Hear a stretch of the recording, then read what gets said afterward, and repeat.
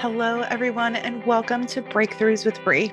On this podcast, we are discussing all of the topics that help us have breakthroughs on our personal and spiritual development journeys. My name is Bree, otherwise known as Healing with Bree, and I'm a channeler, energy healer, tarot reader, astrologer, and soul alignment coach. My mission in my work and in this podcast is to help teach people how to shift their consciousness, how to heal, and how to release beliefs and patterns and fears of their ego mind so that they can step into alignment with their soul to live lives of abundance, purpose, and bliss. In these episodes, I will be sharing either through my own lens and my own channel or through the experiences of my guest, wisdom and expertise about healing, spirituality, psychology, personal growth, holistic wellness, mysticism, consciousness, and so much more.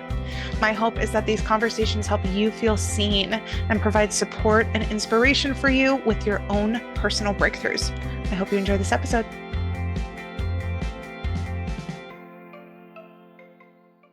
Hello, everyone, and welcome back to Breakthroughs with Bree. Today, I cannot tell you guys how excited I am. I have been dreaming up, I've been manifesting an episode to be able to talk with somebody about these very topics, somebody who really embodies all of the types of these energies and is really knowledgeable and can bring that to the podcast and to this community. And today's guest is a literal dream come true, a manifestation of this very desire. So I am so excited to have on today an International Tantric Transformation coach, prayerformance artist, and Tantrics Dominatrix, Cheyenne Sapphire. Welcome to the podcast. Thank you so much. What a beautiful introduction. Thank you. It's a pleasure to be here. Hello, everyone. Hello. It's just like everything you're bringing is so valued. Again, it's been something that's been deeply desired, not only by me, but I feel like as a reflection of the collective desiring to really understand and experience a lot of the energies that you work with more deeply, which I can't wait to get into as we move through the episode. But I would really love to start with hearing a little bit about you and about your story, about,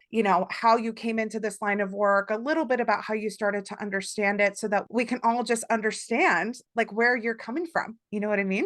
Yeah, absolutely. There is a amalgamation of different things that I do, right? Which are really focused around liberation and connecting with your authentic truth. And this has been a part of my existence for a very long time. I grew up in a spiritual household with parents who were artists, who were very radical in their expression. And that taught me a lot, although at the same time, they weren't actually supportive of me becoming an artist or of me creating my own business. It was this conundrum. So I had to break down a lot of layers to be able to do what I do, essentially. And yet at the same time, I learned so much in my upbringing. So, I was doing yoga since I was 12, was listening to sound bowls from my grandmother, like 3 generations of women who were really spiritual and into the quest of truth and unearthing. And then I actually have struggled with scoliosis, which is a curve in my spine my whole life. And so I couldn't pursue dance, which is what I was training in the way that I wanted to as in a company. And so I decided to study yoga to understand the body because I was in such crippling pain, couldn't walk 1 block without having to stop and stretch, and just had so much self-doubt, felt like I was cursed, felt like everyone else could accomplish their dreams except me. And then I was in an ashram for 2 months and I was studying yoga, and in a very different type of yoga, not the YouTube videos, really slow and really a way to take care of the bones and the muscles. And then in one of the workshops, the teacher taught a Tantra workshop. And in this workshop, she was explaining how, there's different paths to enlightenment in Buddhism. And the tantric path is one of the most intense paths because you feel everything so greatly. And, you feel the highs, you feel the lows, you really learn to just go through it. It's not about abstaining. It's not about going into the mountain, into the cave, or doing a cleanse or a vipassana where you don't speak or these things. It's feeling the fullness of life. And I thought, no, that's for me. That was the first step. And then from there, I had read some books. I had read a book earlier, actually a couple of years earlier after a breakup. And I always felt on the sexual side of Tantra that I knew that eroticism, I wanted it to be an experience. I wanted to go deeper into it. And I really didn't go through a phase where I slept around a lot or it never felt good to me. Even though when all my friends were doing it in university or in high school, I just felt not okay. And I just always felt like sex was sacred. But there were times where I slipped up or whatever, and I would always just feel atrocious afterwards. And I would have to go through this whole process. And then I just thought, what is up? There's got to be more. And so then I, circa a few years, I I started teaching blindfolded movement workshops. And these workshops really helped me and my clients go into the darkness and face their dark. And I started teaching it because I started awakening deeper into myself and into my clairvoyant experiences, into my healing gifts by putting on a blindfold and just facing the shit, like facing my deepest fears and letting them come to the surface so that I'd be crying or wallowing in pain on the ground or moaning or whatever, and just like being in it. And sometimes I would put on a blindfold and I would think, 20 minutes had gone by and nearly 2 hours had.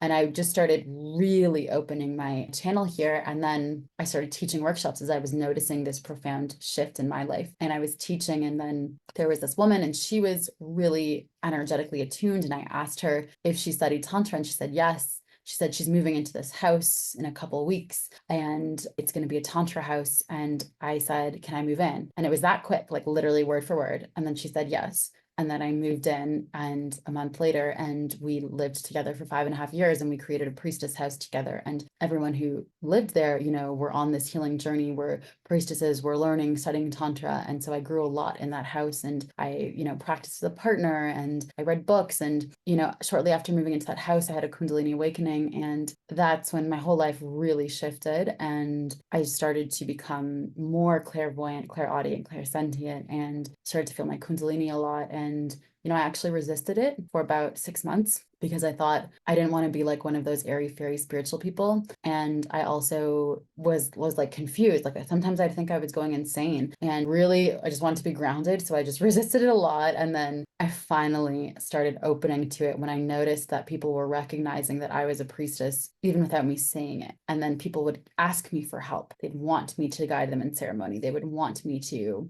teach them things. And like at first I would say, no, I don't do that.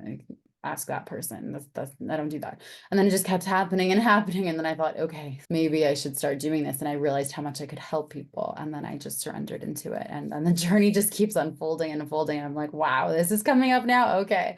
Yeah. Wow. I had the benefit for everybody listening to hearing a little bit about her story before this conversation. And I just I felt in wonder about so many aspects of it. I really relate to having sort of that amalgamation of different things come together that lead to what your, sort of signature is, or what your perspective is, and therefore what your service is. So being able to hear about how these different parts of your experience and your journey have all contributed to how you embody your truth now, how you embody your service now, how it feels like you're here to not only share your light and your magic, but help wake that up in other people. I just think is so cool. And I also love how, it sounds like your intention was not to shy away from the stuff that felt deep, or the stuff that felt overwhelming, or the things that felt painful, or the things that maybe, are a little taboo. Your intention was never to run away. It was actually really drawn towards those things, which to me feels part of the essence of feminine energy is we don't run from that shit, we dive straight in, we want to feel it, we embrace it, we're able to alchemize and really create magic there. I wonder if you could speak a little bit to how you might describe that part of yourself and how that's contributed to where you are now and the practices that you use. Yeah, that's a great point. And I love that you connected it with the feminine energy as well, right? Because we are, in Taoist Tantra and a lot of different traditions, we are the subconscious, we are the night, we are the mysteries. And that's what we do. We go into the mysteries when we bleed every month, and we go through these cycles of death and rebirth all the time. And so in knowing that and connecting with my own feminine cycles, my womb cycles, with the cycles of the planet as well, with the seasons, with the day, even we wake up, we go to sleep, it's okay, there's death and rebirth all the fucking time. And so knowing that, right, and practicing it and embodying it are two different things, right? And so just going in has literally been the way forwards for me in every moment of expansion and exponential growth that I've had. And, sometimes a lot of my clients now, or my fans, or people on Instagram, who see me and they go, wow, it's amazing the things that you do. And I go, yeah, I worked really fucking hard, and I went in and I cried every day for a time, and I was depressed and suicidal, and I faced it again and again and again. And I screamed and I groaned and I screamed at myself in the mirror, and I went in and I went in and I went in. It's really not about disassociating or numbing ourselves, because billions of people on this planet do that. They don't want to look at things. They don't want to face it. They don't want to have the uncomfortable conversations. They push it under the rug. And then that makes them numb, and they want pleasure. Then they wonder why they're not magnetizing things into their life, while they're not making money, while they're not having energetic orgasms, why aren't men asking them out? Why aren't women wanting to date them? And it's like, well, are you facing the shit that's there or no? It really comes down to that. I wholeheartedly agree. Wholeheartedly agree. I think that what we want is through our own darkness, which is actually some of the most beautiful parts of us that we can come to know. I will say that in some of what I've observed, both in myself and with clients and people in my life, I feel like on like that first level, some of the reason why we might hesitate facing our shit, is this fear that somehow we won't be able to handle it, or that it'll be bigger than we are, right? Like that it'll sort of overcome us. And I'm feeling called to ask you, in those moments where you kept going and meeting, deeper and deeper parts of yourself that maybe had more pain. I'm sure some parts had more joy too, but like when you kept going deeper and deeper, what could you share with our listeners about what helped you keep moving forward? Like, how would you describe to somebody who maybe feels a little bit of fear that their pain is going to be too big or too much for them, how that perhaps is not the case, and maybe how for you, you were able to like always keep moving forward and keep moving through? That's a great question. One of the principles that I teach is that we are the divine having a human experience. And, we as one source, as one energy, fields of love, come into different bodies to experience oneself, right? Just like we can't look at can't look at our face, right? So we look in a mirror, we look at something that's a mirror to be able to see ourselves. And so that's what we do coming into these different bodies. And so on that tip, it's like I dial the frequency almost like a radio station of which frequency do I need to tune into right now to help me with this. I like come out almost like a bird's eye view and I go, okay, I am not just Cheyenne here in this human experience. I am the universe. I am the cosmic dust 8 billion galaxies away. I birthed the universe. I am the cosmic holy mother who made love to God and created this. And I am also nothing and I'm everything at once. So I tune into that. Then I go, okay, this is, yeah, it's hard. And also it's not everything, So I do that a lot. And this is also what comes through in my ceremonies and sessions that I do and performance as well, where I will tune into different frequencies like a dial, and then I can channel them and they come through. And so I just do my best by keeping disciplined with my practices to continue to clear my channel and come Thank through. you so much for sharing that. That is exactly like what I talk about on this podcast and with my clients too. It's like when you can get plugged into that soul energy, you have space and capacity for anything, and you have perspective on anything. Like you have wisdom about everything. You know what I mean? It's just learning how to kind of unblock ourselves and create that intention. And then how can we start experiencing things from that perspective, from that frequency, and how things can start to shift. So thank you so much for sharing your perspective on that. Before we get into sort of like the meat and potatoes of the episode, I'd love for you to explain a little bit about how you are working with clients, for people who maybe want to understand a little bit about how your experience is now resulting in like how you're working with people and how you're helping people. If you could, maybe a couple examples or just describe in general, how do you work with people through these concepts?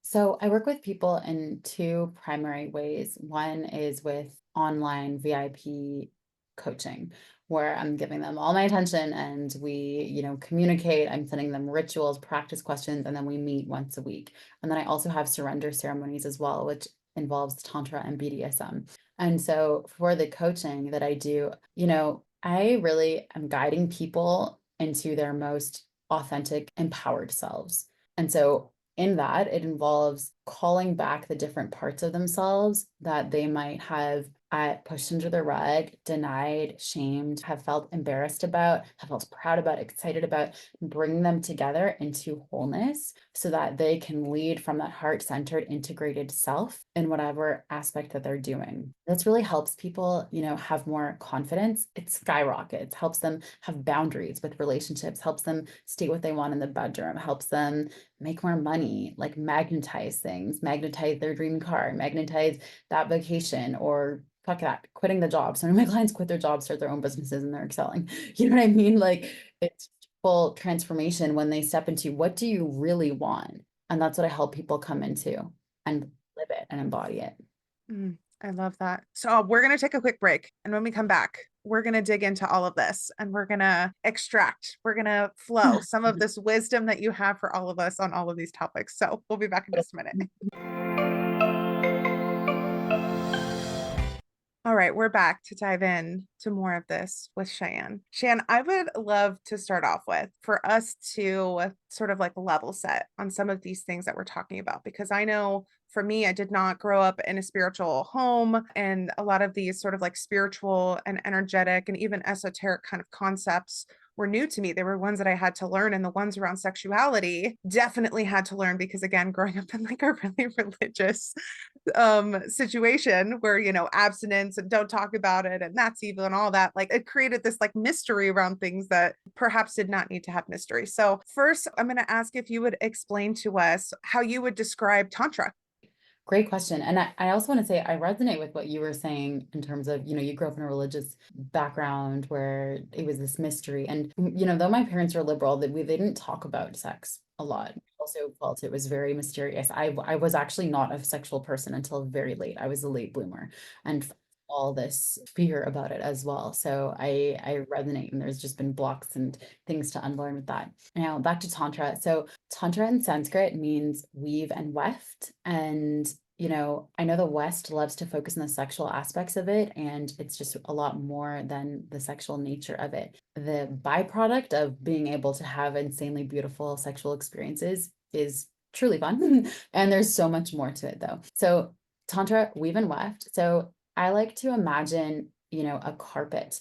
And if you imagine a beautiful Persian carpet, and there's the different threads of the colors that make up this beautiful tapestry, these threads in a tantric lens are the different threads of yourself, the different parts of yourself, right? The one who likes to do this, the one who likes to do this, your younger self, your future self. You're weaving it all into this glorious tapestry here for you.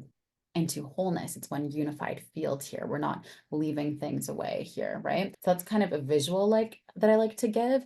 And also, you know, though Tantra is a Sanskrit word, and there is Indian Tantra that I have studied. I've also studied Taoist Tantra, and I've also, the energies of Tantra are energetics that have been used around the world. It is not solely just something that comes from India.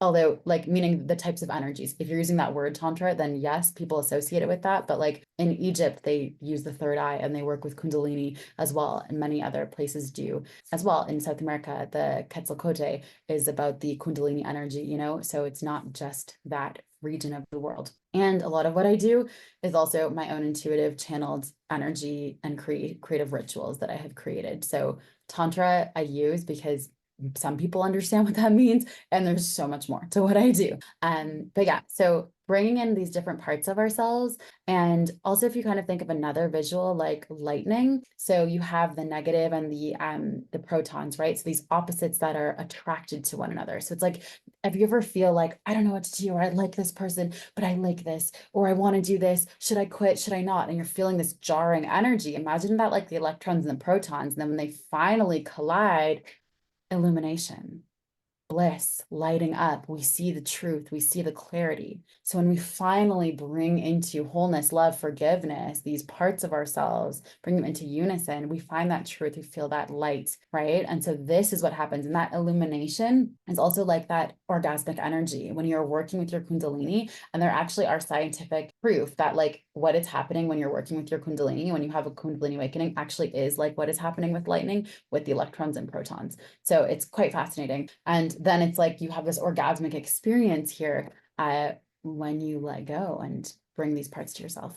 Oh, I love that. I love the metaphor, the example of the lightning, because that makes so much sense. For anybody who isn't totally familiar with Kundalini, could you spend a minute maybe explaining how you understand that specifically?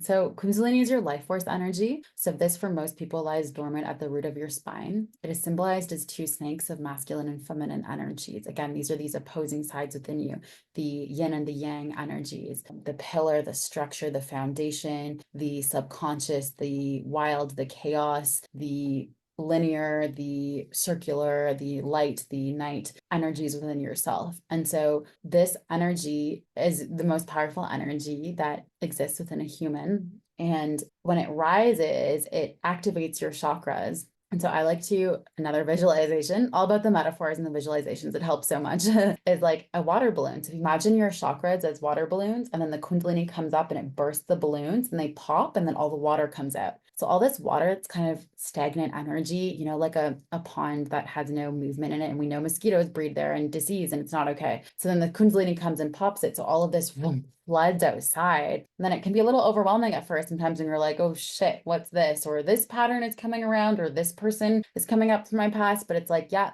it is for you to face it again and clear it and rewrite the story. And then you're clear, your chakras are clear, the energy can flow throughout you. So that what happens is your gifts start to unlock even more or deepen. Your relationships improve. Honestly, like everything shifts when you start to work with your kundalini. Like it's not one thing. Like if your chakras represent everything that can be associated in your human experience, so everything will shift essentially for the better. And I know this because I've lived that life and I've lived this life, and I've seen like how it is expanding in me. I've seen it with my clients. I've seen it with other people who have had kundalini awakenings for a long time or who work with their kundalini. And it's like, holy shit, wow, how things come to them, how ease works, how forgiveness flows. I only met my dad 6 years ago. We have a great relationship now. I used to hate him. I never thought that would be able to happen. I've had exes who I blocked, who I absolutely hated, couldn't say their name. We're friends. We just worked together 2 months ago at a ritual. You know what I mean? Like things start to shift. All those things where you think, I could never do that. It starts to unravel and you can do it. Thank you so much for talking about that. It almost feels like intuitively, it feels like it's one of our most embodied versions of that source energy, right? Like we can experience some of the source energy in these upper chakra kind of like, mental and like energetic kind of ways, but that kundalini energy being something that can be quite physical, right? That can be like very rooted in our human kind of like 3D world for us to tap into and access. I think that's so fascinating. Yeah, and that is also, fundamental to what I teach too, in terms of being in the body, which is also more of feminine teachings and spirituality, because we are here in the human experience. We are here on earth. Sometimes when people on their awakenings, they can get caught up into the upper chakras and, love and light or good vibes only, or what else, being obsessed with past lives, or like, well, me and this guy, we have a connection in this past life and blah, blah, blah. And I'm like, okay, but he's treating you like an asshole right now. So like, that's beautiful. We know why there's the attraction. That's great. Like, yes, I do past life regression too. Like it comes up. I get it. And we're here. Like, let's be real. Let's keep the realness as we expand. Like, trust me, I love going there. I have visions every day in my meditation sober. I rarely do medicine. Like, and have psychedelic experiences all the time. And like, let's be fucking real, 100%. I do Akashic Records channeling with people. So sometimes past lives do come up, and I get people who come into the sessions like who are really fascinated with that, but like they rarely come up in the kind of sessions that I do. And I think it comes back to what you were saying before is, does spirituality become another place where you're wanting to escape yourself, or does it become a way for you to meet yourself more fully? Does it become a way to understand and have space for yourself more fully? You know what I mean? Beautiful. Yeah. And I mean, I've definitely gone through moments like that where I have wanted to escape. Of course, life is really hard, and it's really amazing and beautiful and easy and fun. It's the yin and the yang. It's the opposing sides all the time, all the time, and then that's it. Yeah. Yeah. So I totally resonate with that and have been there where I'm like, I just want to stay up here. This is fun and great, Yeah. Feel that's dear God, talking to my family. Oh boy, Yeah. like Absolutely. Okay, so we've heard a little bit about tantra. We've heard a little bit about kundalini, and what's so interesting to me is like when we get curious about it, what maybe a collective judgment might be about that topic. It does not always, and usually is never like the truth of it, because what I hear you talk about are energies that have to do just with life and with being alive, right? Like this nuance and the contrast of the negative and positive, the masculine and feminine, finding union, finding power, finding illumination, like all of that. That's wonderful to hear about, and that makes sense to me. I wonder, why do you think that there is such a strong like reputation for these things having to do with sexuality specifically? Well, I think because it's more fun. Like pleasure is great. And also a lot of people do struggle with pleasure. And so there can be a focus on that as opposed to, you know, selling a tradition or something that's like, face your problems with your parents. Like that doesn't sound that fun, right? It's like, oh God, like that sounds horrible. Whereas it's like face your problems with your parents and you will have more pleasure. Like that is what happens. But it's like people don't like get that, you know what I mean? And so it's sometimes funny when like I do work with people and it's like sometimes the sexual aspects of teaching them how to connect with their body and all of these things come way later in sessions because there's a lot that needs to be unearthed. Connect with those lower chakras, the earth, the root chakra, connecting with your family, with culture, tradition, the way you were programmed growing up, and the guilt that you might have based on religion or different things. It's like that all needs to be addressed, Again, like the masks need to be addressed before the pleasure comes through. Otherwise, you're numb. Mhm. Thank you for explaining that. And what I'm hearing you say is that, practices we're connecting or we're learning through Tantra or like connecting with Kundalini energy, they're not exclusively sexual practices. It's just sexuality and it's our own experience with our sexuality can and will be a component of that, but it's only one component of this like greater whole, which is really just us becoming more whole ourselves. Yeah, exactly. And also, our like sexual nature. I mean, it's interesting with sexual, like our sensual or our erotic nature, within ourselves. It doesn't have to do with the ways that our society in North America, views sexuality, like in like, physical actual sex or in pornographic ways or in like two people meeting or several people meeting and getting it on. It's like, it's just your life force energy moving through you. Life force in and of itself is sexual by nature because we all come from sex. So the fact that you are alive, that you are life, is because your parents had sex, whether you like to think about that or not. That's what happened, right? The Pope's parents had sex. Probably at least one of them had pleasure there. I don't know about the woman, but like hopefully she did, but like everyone, Dalai Lama, same thing, like everyone. So we are sexual by nature, like that is by nature. But again, it doesn't mean like, oh, the way you dress or that you have to be sexual with different people. Like it's not that I'm talking about. It's just like the innate being of like our aliveness. Yeah. Yeah. Oh, thank you for saying that. And I do want to talk a little bit more about like sexuality, our sensual nature, eroticism. I would like to talk a little bit about that now because, again, I do feel like there is like an avoidance, there's a judgment, there's a lot of shame energy around this. And I feel like a lot of women like are really, it's so beautiful. I feel like our collective is shifting towards really wanting to relate to this part of themselves a little bit differently. And intuitively, it feels like because there's a lot of wisdom and power for us when we lean in to understand and experience that part of ourselves in new ways than, again, maybe collectively we have in previous generations. I'd love to start with maybe you talking about the difference between sexuality and like eroticism for maybe people who like really associate the two together. Right. So first, this is my interpretation. Like I'm not a dictionary.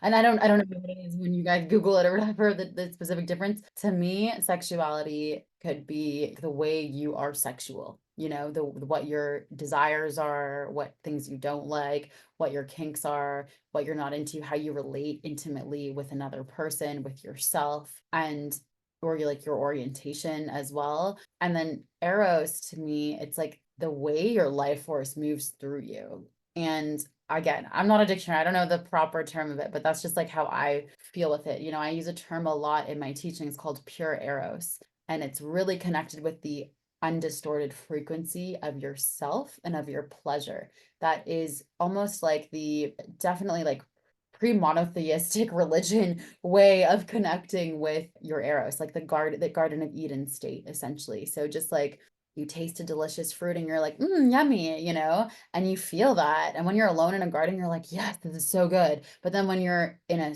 social setting, you might not be like, oh my God, this is amazing because of conditioning. Why not? It's amazing. Enjoy that fucking fruit. Like, get it. You know what I mean? But we're like, oh, we can't, or I need to like pretend this isn't that good. Whereas you see children and they'll be oh my God, this is amazing. Or they'll dance when they hear a song, no matter who's watching. That's why we love children so much, because they're so fucking pure. They're the purest beings. Thank God for them. They remind us and teach us so much. And it's so beautiful to witness. And then we grow up and we have all these conditions of who we're supposed to be, or this is how we'll get the husband. This is how our business will sell. We can't be sexy because we won't make business. We won't be approved by our parents that we don't even want to be like, but we need that approval from our parents. Or then, oh, that person from 25 years ago won't like us, even though we haven't talked in 25 years. All of these different reasons. And then you're not living from your truth. And why are you here then? If you're just constantly listening to other people's truths, you're not even happy. You're not even having good orgasms or great relationships or making good art or even happy. So, like, what kind of life is that? You know what I mean? Like, Yes. like, let go of that,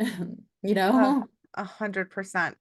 This is so cool because what I'm even hearing you talk about with eros or eroticism, which also I can see how that's so connected to sensuality, which is more about our senses, right? About our like the experience that we're having through our physical senses and, potentially beyond those as well. It's like that is like our experience with things that we enjoy. That is our experience with being satisfied. That's our experience with things that are pleasurable, that are joyful, right? And like those are all signals that we're in alignment. Like to me, and it sounds like we're on the same page about this. Like I believe that we're here really to feel good. Like we're here to like feel better and better and better all the time, to experience bliss. Not to say that there's not purpose in, some of those difficult experiences as well, but like we're not meant to be here suffering essentially, right? So it's interesting how when we start to think about our relationship to maybe our eros, our life force energy, or the pleasure in our life, and what you're describing in all the ways that like we curb our own enjoyment, we curb our own pleasure, we curb our expression of how that wants to move through us, how life wants to move through us because of all of these, reasons that really don't matter. But of course, on some level, they feel like they matter to us, right? And it sounds like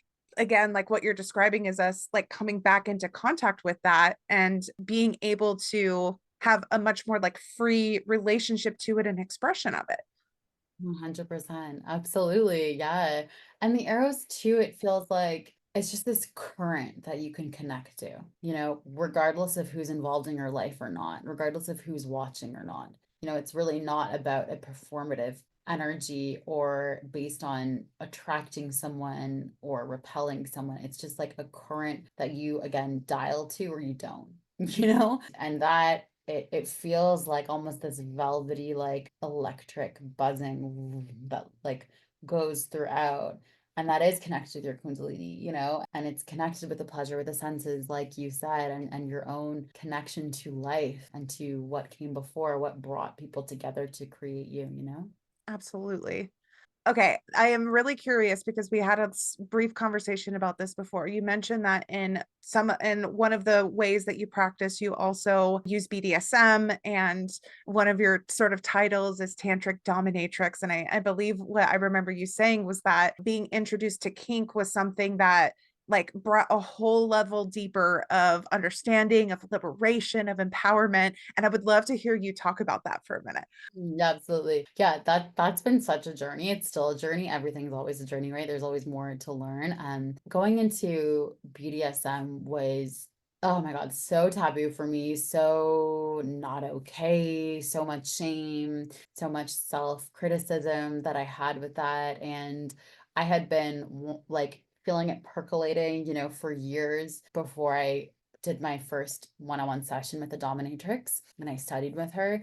And I felt so much shame about it. Like I felt gross, disgusting, bad, all the things. And again, kind of like how I mentioned earlier, though people were coming to me for it. They wanted it out of me. And I was like, I didn't really know what to do about it. And then I found it, and again, I had to unearth a lot of layers. There were a lot of tears. There was a lot of calling my best friends. There was a lot of calling my sister. There's a lot of, not even my sister. I didn't actually with her for a while because I felt so much shame about it. Then there was like a lot of like some breakups, some journaling, writing, emotional release, rage rituals, I really went into it. And then I really found how empowering it has been and how absolutely life-changing it has been to step into this role. Like it is profoundly life-changing. In these dom sessions, I do them for men and for women, and I really do bring in the healing aspects of it. all my clients know this, and it really helps people, learn how to fully surrender, let go of control. A lot of people have a fear of control. They hold their money, they hold their relationships, they take things. This is mine. I don't know. I don't want to let go of this. Oh, something happens and it's hard for them to let go. And then I go, okay, yeah, no wonder your orgasms are not coming with ease. No wonder these things aren't coming with ease. So then in these sessions, they can really release and surrender to this. And it's also really beautiful for myself where I get to embody different archetypes, which to me, it enables me to live a fulfilling life because I'm not letting my subconscious, for the most part, of course, the subconscious, I am not in full complete control of my subconscious, right? Otherwise I'd be like nirvana. Yeah, I'd be in like, but like it helps me because then the subconscious isn't acting out in repressed ways in the real world because I have specific scenes where I get to enact and embody different parts of myself that society would deem as not okay. And same with my clients, which is really liberating. Again, about Tantra, bringing in all those different parts of ourselves that we come into wholeness so that we release shame and really love different parts of ourselves. So then we get to play them in a scene. And then there's a time where we dissolve that, we close that portal, and then we can go back to our normal lives. But we get to express these different parts of ourselves instead of just fantasizing about it or watching it on TV or reading books about it or going on porn or I don't know what other people do. You know what I mean? Like people do watch TV. And role play as well is such a part of our culture. BDSM is just a small part of it, but like our culture as a global human culture, we see it in tribal nations when they put on different costumes and they embody different animals and shamanism or in their powwows or different experiences where they're channeling the butterfly or the eagle or whatever. Then we see it in theater, in plays, in movies. Why do we love Marvel comics so much in the Marvel movies when they're Superman and these people acting at these different things? And then we see it in Halloween. We love Halloween. We love dress up. Children love playing this character for a bit. So many girls love to dress up in slutty outfits because they finally get to without being shamed on, even though some people do shame them. But it's like, yeah, fun. Why not be that for a night? Who cares? You know what I mean? Yeah. And cosplay as well. Like huge industry. Cosplay is huge. Video games, isn't that like a multi-billion-dollar industry? I don't know because I'm not a gamer, but like I know it makes a lot of money because people want to be in a different reality. So then in the scene, you don't need to sit on your ass on a couch and do it. You actually get to embody it and play it and then work on confidence, work on surrender, actually go through tantric practices to heal. Mhm. It's a lot of fun. That makes so much sense to me because, a big part of how I approach things, there's like such a somatic level. Like, if we really want to bring it all the way through, right? Like, we have to include the body. Like, that's where we're residing, that's where so much energy is. So, it makes sense what you're saying to not just do these things mentally, which is really bringing it back to where we were at the start, right? But like, how can you tap into, express these different parts, bring in these different things into wholeness, like an embodied way, like real time, and so that makes total sense to me that, BDSM and kink and all of this can be a place, a really powerful place where that can be like a somatic embodied type of experience that takes you like really deep places, which only makes you more deeply liberated, makes you more deeply free. 100%. Oh Yes. my gosh. Okay, last couple of questions for you on all this. What do you wish people either knew about their own like sensual or sexual nature, or you could answer it maybe around like, how do you wish people were able to relate to this part of themselves? I think a foundational thing is that you are worthy exactly as you are. You're worthy right now. Yesterday you were worthy. Today you're worthy. Tomorrow you're going to be worthy no matter what you do. And I think bringing that into any type of practice that you do is really going to help you a lot. And doing the forgiveness to continuously, I continually forgive myself, If Mhm. that's the best that I can. Okay, oh, the best that I can. That helps with the releasing the shame. Yeah. And one of my last questions was going to be about shame, even in like our sacral chakra, which for women is where a lot of that energy lies. That can be a place where we hold a lot of shame. What would be your recommendation to people, and especially women, who maybe avoid this kind of work or these kinds of topics because of a lot of internalized shame? What would you either offer them to know, or even offer them of where they can start to start releasing and being free of that? You've come this far, you can do anything. All the challenges that you've overcome, all the heartbreak you've had, all the grief, all the loss, and your heart is still beating. every single moment, your rhythmic song, I'm alive, I'm here, I'm love, 1000% you can do anything. Remembering that and then going into that dial, that frequency, tuning into, okay, greater picture here. We are not just in our bodies here. We are the whole universe, the solar systems, the galaxies, the black holes up there, all the different planets, the rivers, the oceans, the volcanoes, the deserts, the jungles. Remembering that.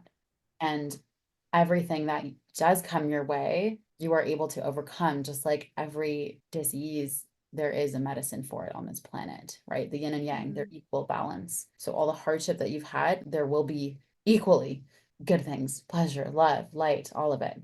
That's so beautiful.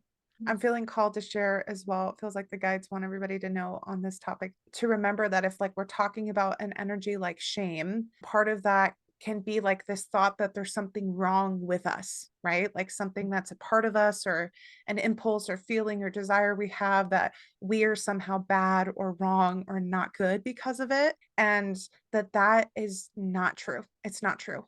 And when you tune into that soul frequency, which is something I talk about and Cheyenne has talked about today, like you have the ability to access in yourself the feeling of how that's not true.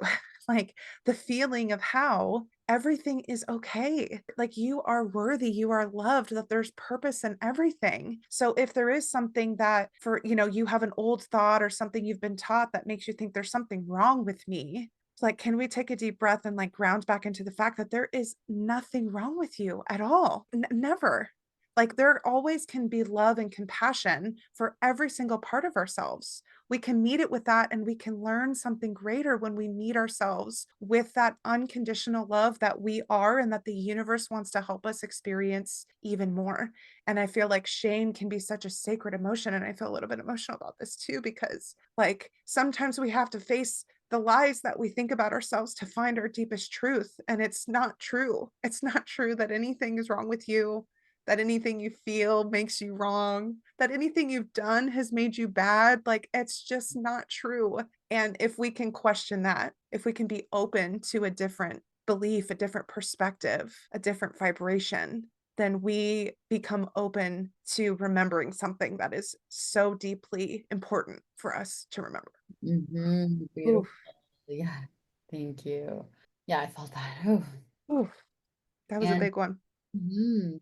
And also knowing that there's so many systems that like you're up against a lot also. So sometimes when we think like, why am I thinking like this? Or I've worked so much on myself and I'm still feeling shame or this still isn't working. We're in systems of capitalism, of colonialism, of the patriarchy that condition us to think a certain way. So you're also up against a lot. And you have so many guides and source and ability to overcome that, to remember tune that dial to come out of it, but also giving compassion for yourself that like, of course it's hard. Of course it's been hard. The media is programming us. We're trying to, all the time. And we can stop it. We can learn the techniques to build up those energetic force fields, to let go, to repel, to bring in what we want, what we don't, like a dream catcher, to connect with our guides, crystals, whatever else we need, ancestors, friends, family, love, angels, to protect ourselves and to go through it.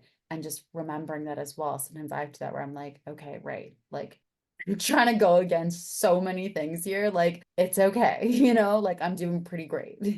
100%. And I was just with my mom and my grandma this weekend, and even hearing stories about like generations of things that have happened, of women who have suppressed their voices and histories of abuse or alcoholism and all of these things, like it just filled me with this understanding that again, like sometimes things feel hard, not because I'm doing something wrong, but because there's legitimately like a lot of energy that has been carried down through generations, especially of women in like Western cultures. Like, come on, we're talking about like hundreds of years of stuff that we're just now starting to radically change. So it's okay to give ourselves a little patience because we're healing some really big energy just simply with our choices and like learning to embody this little by little. Yeah, I have full body chills right now. Like it's a lot. Yeah. But that's also what makes it so wonderful. That's also what makes it so magical. And both can be true. We can hold the nuance of both of those things. Right, exactly. And again, remembering that equality, like just like we've had so much or like we might be carrying a lot of things from generational trauma, and we have those generations of ancestors with us, rooting for us, helping us, tuning in, sending us messages, like all of them are with you right now, like Mm, right there. You've got the support. absolutely. Ah, I love this. Okay, so I would love for you to share with everybody, how can they get connected with you? How might be able to either work with you or maybe benefit from things that you've created? Give us all the stuff. Yeah, absolutely. So you can message me. Please stay in touch. Would love to hear from you, or if you had any insights or things came up for you. I'm on Instagram at Cheyenne Sapphire Official. And then my website is Cheyenne Sapphire, essentially. And then I have different coaching programs. You can book a call. We could talk about a surrender ceremony where I do the BDSM with Tantra and Shibari rope bondage. We could talk about coaching call. I'll also be, I don't know when this is coming out, I'll be performing lots at Burning Man. I've got a retreat coming up in San Diego in October. So yeah, lots coming up in the next little while, and stay in touch. Oh, I love that. We're going to put in the show description all the links for all of Cheyenne's things so that you can follow her. And I really have to recommend this to the listeners. Okay. Like sometimes when we are learning new frequencies, right? Like when we're learning different ways of being, it can be so helpful to stay connected to people who are doing the work to embody it, right? Like if being super magnetic and super in your feminine energy in a balanced way, right? And super in touch with like these different parts in your shadow and your sensuality and your kundalini and like really trying to find that balance of all of that is something new and you resonate with Cheyenne's work, like follow her, even just seeing her post or getting her emails, like this is a way for you to key into and to feel the vibration of that so that you can even just remember her energy and say, okay, what might that look like for me? Like there's so much value even in that. So I just really want to encourage everybody to kind of think about things like that, which also means be aware of things and vibrations and energies you're tuning into that don't feel like things that are supporting you, but on the positive. I just really highly recommend it because she puts out really wonderful content. And we're just so grateful that you came on the podcast today. Thank you so much, Cheyenne. Oh, it's been an absolute pleasure, truly. Thank you so much. Really loved some of this. I want to listen to it again. And that was really beautiful. Loved your insights as well. And I look forward to connecting with the rest of you. So thank you so much for listening and being here. Thank you, thank you, thank you. Yes, and don't hesitate to send us messages about your breakthroughs or big ahas because we just love hearing that so much. And with that, I'll see you guys all next week from our breakthroughs. Bye, everyone. Thank you for listening to this episode and for tuning in to Breakthroughs with Bree. Please share your favorite episodes with your friends and loved ones, and please like, subscribe, and rate the podcast on whatever platform you're listening to it, as it helps me continue to create these episodes to help support your breakthroughs. I would love to stay connected with you, so please follow me on social media at Healing with Bree. Please check out my website at healingwithbree.net, which will always have the most up-to-date information about the services that I'm currently offering. And please consider using the link in the show descriptions to subscribe to my email list so you can be the first to hear about any offerings. You can get all of the free resources that I offer, as well as get my weekly channeled messages. My deepest love and gratitude to you, and I can't wait to have more breakthroughs with you next week.